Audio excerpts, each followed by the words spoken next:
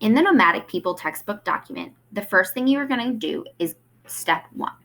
You will go to this page of the textbook and find the definitions for nomadic, hunter-gatherer, Paleolithic, and technology.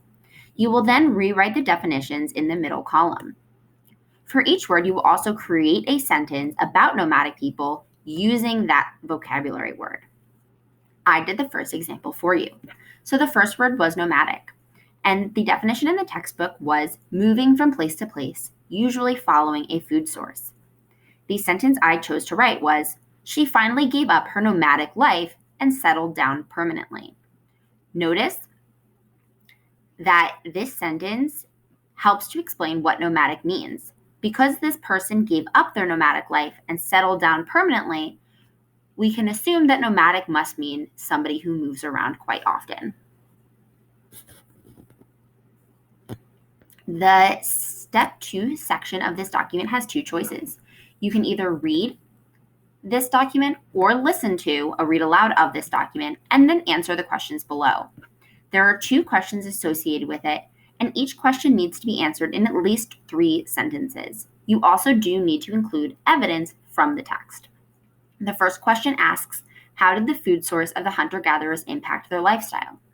You can answer the question, making sure it is in a full sentence, and then provide evidence from the text that helped you to come to that answer. Question 2 asks, what did early humans do to increase their chances of survival? Again, you need to answer in complete sentences and include your evidence from the text. Step 3 is another reading, technology and innovation, or you can listen to a read aloud version of it. For these 2 questions, you need to answer it in at least 2 sentences. So your answer can be 1 full sentence and your evidence can be another full sentence. You are answering the questions, why was the development of fire so important to the human race? And what adaptations, which are physical or behavioral changes, did humans make as a result of having fire?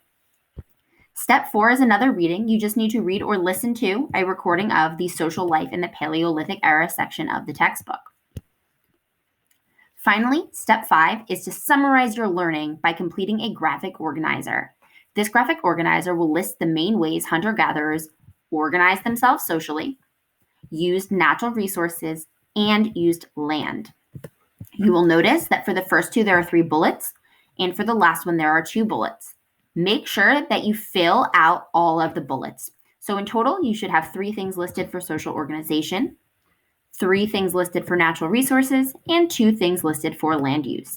It is okay if you have more, but make sure you have at a minimum 3, 3, and 2.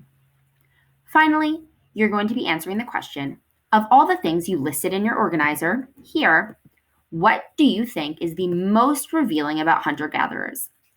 Basically, which one do you think tells us the most about hunter-gatherers' way of life?